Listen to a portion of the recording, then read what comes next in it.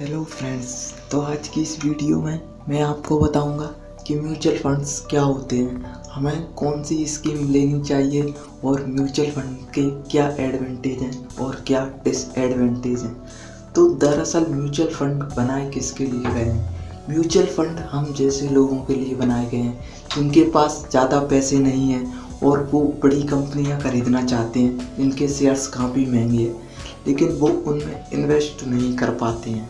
तो हम भी उन कंपनियों में इन्वेस्ट कर सकते हैं। इसके लिए एक कंपनी जिसे कहते हैं एसेट मैनेजमेंट कंपनी AMC, एक कंपनी बनाती है और उसमें एक्सपर्ट लोगों को रखती है जिन्हें शेयर मार्केट की अच्छी खासी नॉलेज रहती है और उनमें उन सब का कैप्टन होता है फंड मैनेजर, जो बिल्कुल अपने पैसे को कहाँ इन्वेस्ट करना है ये तय करता है। वो कप्तान होता है उस टीम का। तो हमें कौन सी स्कीम लेनी चाहिए, शॉर्ट टर्म स्कीम या long term scheme? Short term scheme में क्या होता है? शॉर्ट टर्म स्कीम में आते हैं डेब्ट फंड्स, जो आपका पैसा गवर्नमेंट बॉन्ड्स, प्राइवेट बॉन्ड्स, ऐसी प्राइवेट कंपनियों में लगाते हैं जिनमें आपको रिटर्न के चांसेस लगभग 8 या 10%, हाईएस्ट 15% हो सकते हैं, लेकिन इसमें रिस्क भी रहता है। अगर वो कंपनी नहीं चली तो आपका पैसा डूब जाएगा। दूसरे फंड्स होते हैं इक्विटी फंड्स। इक्विटी फंड्स में म्यूचुअल फंड्स आपका पैसा शेयर मार्केट में लगाता है। तो शेयर मार्केट में आपको ऐसा भी हो सकता है कि एक साल में बहुत ज़्यादा रिटर्न मिल गए, जब शेयर बाज़ार काफ़ी अच्छा चल गया और उस कंपनी ने अच्छे शेयर फिक्स कर लिए तो आपका रिटर्न 30% भी हो सकता है। लेकिन अगर कंपनी नहीं चली तो आपका रिटर्न बहुत कम भी हो सकता है, लेकिन इसमें हाई रिटर्न्स की ज़्यादा पॉसिबिलिटी रहती है। तो आपको इक्विटी फंड्स में करना चाहिए इन्वेस्ट, अगर आप थोड़ा ज़्यादा रिस्क ले सकते हैं तो इसमें पैसा ग्रो होने के भी चांसेस होते हैं। और ये SIP और लमसम का और ये SIP और लमसम का क्या सिस्टम है? आप SIP कर सकते हैं। SIP में आपके 500 रुपये से आप स्टार्ट कर सकते हैं। इसमें आपका पैसा महीना टू महीना कटता रहेगा आपके बैंक से, आपसे बिना पूछे आपको बताया नहीं जाएगा। और लमसम में क्या होता है? SIP आप कभी भी कर सकते हैं, क्योंकि SIP महीने टू महीने होता है तो आपका पैसा एवरेज हो जाता है और आपको मीडियम रिटर्न मिल सकते हैं। लमसम में क्या होता है? लमसम में आपको अपने पैसे को डायरेक्ट करना होता है, डायरेक्ट इन्वेस्ट। आप अपना ज़्यादा पैसा डायरेक्ट इन्वेस्ट कर सकते हैं। तो लमसम में आप कभी भी इन्वेस्ट नहीं कर सकते हैं। क्या पता आपने अपना 1 लाख रुपया उस वक्त इन्वेस्ट कर दिया जब मार्केट बहुत महंगा है, तो उसमें आपको नुकसान भी हो सकता है। तो आप SIP में कभी भी इन्वेस्ट कर सकते हैं और लमसम में आपको देखकर इन्वेस्ट करना है, लेकिन ये कोई नहीं बता सकता कि मार्केट अभी कब गिरेगा और कब नहीं। तो हमें एक अच्छे म्यूचुअल फंड में इन्वेस्ट करने से पहले क्या देखना चाहिए? तो हमें सबसे पहले देखना चाहिए कि उसका 5 साल का रिकॉर्ड्स कहता है, कैसा है उसने 5 साल में उस म्यूचुअल फंड कंपनी ने कैसा परफॉर्म किया है। तो हमें 5 साल से भी ज़्यादा का रिकॉर्ड भी देखना बहुत ज़रूरी है। माना इस 5 साल में तो उसने अच्छा परफॉर्म किया है, क्या पता उसकी किस्मत अच्छी हो, लेकिन अगर हम उसका 5 साल और फेल का रिकॉर्ड्स देखते हैं तो हमें पता चल जाता है कि ये इसको एक एक्सपर्ट फंड मैनेजर इसको डायरेक्ट कर रहा है, क्योंकि ये किस्मत वाली बात नहीं है। अगर वो पिछले 15 साल से अच्छा परफॉर्म कर रहा है तो ज़रूर उस फंड मैनेजर को काफ़ी अच्छी नॉलेज है इस बात की। अक्सर लोग उस म्यूचुअल फंड्स की रेटिंग देखकर लगाते हैं। अगर उसने किसी म्यूचुअल फंड ने अभी शॉर्ट टर्म में बहुत अच्छा रिटर्न दिया है तो लोग अट्रैक्ट होकर उसकी ओर उस पर पैसा लगाते हैं, लेकिन हमें ऐसा नहीं करना है। म्यूचुअल फंड्स कंपनियां अक्सर उनके पास ज़्यादा से ज़्यादा पैसा इकट्ठा हो, इसलिए लोगों को शॉर्ट टर्म में इन्वेस्ट करने के लिए कहती हैं।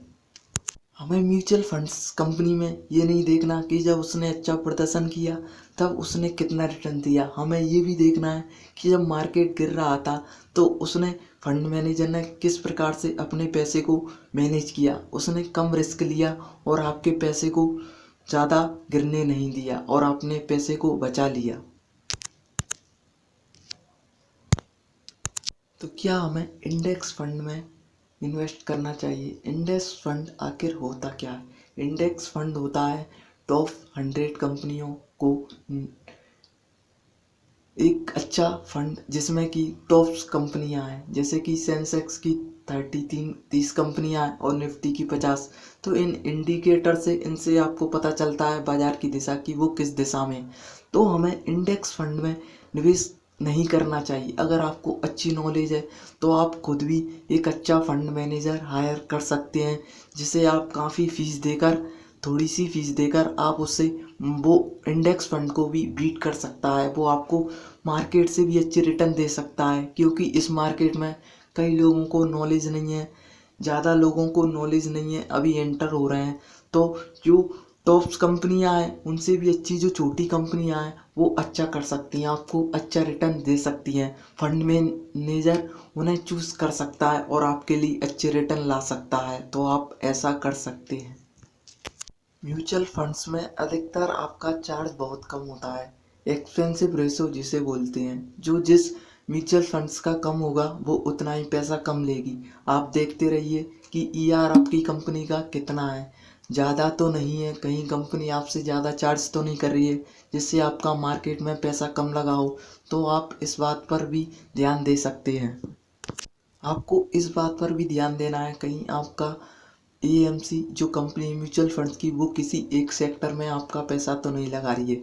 अगर उसने सारा पैसा आईटी सेक्टर में लगा दिया, मानो कल आईटी सेक्टर नीचे गिर गया, तो आपको बहुत घाटा हो सकता है। पैसा अलग अलग उसमें डाइवर्सिफिकेशन होना चाहिए, अलग अलग सेक्टर में थोड़ा थोड़ा पैसा लगाना चाहिए। तो आप इस बात को ध्यान से समझ लें और इस बात को जज भी करते रहें। आपको जो कंपनी म्यूचुअल फंड्स में आपका इन्वेस्ट कर रही है एएमसी, उसका अच्छा रिकॉर्ड देखना है, वो इंसान कैसा है और किस प्रकार उसके बाकी फंड्स अच्छा रिटर्न दे रहे हैं। और सबसे मेन आपको उस फंड मैनेजर जो उस टीम का मैन है उसका देखना है कि उसने पहले कौन कौन से फंड नियुक्त किए थे या चलाए थे, जिनका वो संचालन कर रहा था, वो कैसा परफॉर्म कर रहे थे। अगर फंड मैनेजर अच्छा है तो काफ़ी हद तक आपका पैसा सुरक्षित है और वो आपको काफ़ी अच्छे रिटर्न दे सकता है। आप इस बात को भी देख सकते हैं। म्यूचुअल फंड्स का देखभाल या उसका संचालन, उसको उस पर निगरानी रखने का काम सेबी करती है, security and exchange board of India. तो इसमें आपके पैसा फ्रॉड करने का कोई चांसेस नहीं है। अगर वो ऐसा करते भी हैं तो सबसे पहले आपका पैसा लौटाया जाएगा। आपको जो यूनिट देते हैं उसे लेकर गवर्नमेंट्स शेयर खरीद के आपका पैसा वापस, शेयर बेच के आपका पैसा वापस कर सकती है। ये भाई रेगुलर और डायरेक्ट क्या होता है? रेगुलर में आप अपना पैसा किसी अच्छे फंड मैनेजर्स को नियुक्त करके करवाते हैं, वो आपका पैसा आपकी फीस लेता है जो उसका चार्ज होता है और वो आपके पैसे को मैनेज करता है। अगर आपको ज़्यादा प्रॉब्लम्स आ रही है, म्यूचुअल फंड की ज़्यादा जानकारी नहीं है, तो आपके लिए रेगुलर सही रहेगा। डायरेक्ट में क्या होता है, आप अपना पैसा खुद इन्वेस्ट करते हैं जो, लेकिन आपका जो चार्जेस है वो बच जाता है, क्योंकि अगर आपको अच्छी नॉलेज है कौन सा म्यूचुअल फंड्स अच्छा है, कोई प्रॉब्लम नहीं आ रही है, तो आप डायरेक्ट फंड्स सेलेक्ट कर सकते हैं।